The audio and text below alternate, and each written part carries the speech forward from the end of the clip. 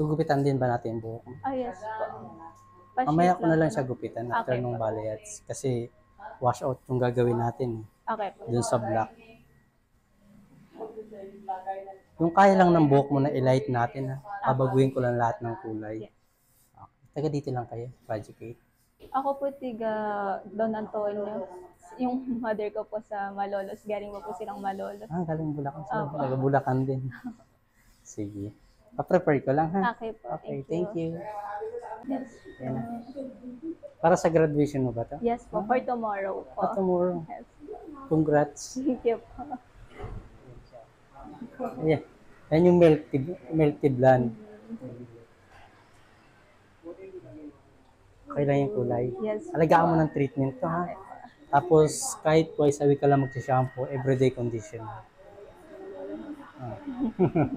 Thank you so much. Thank you.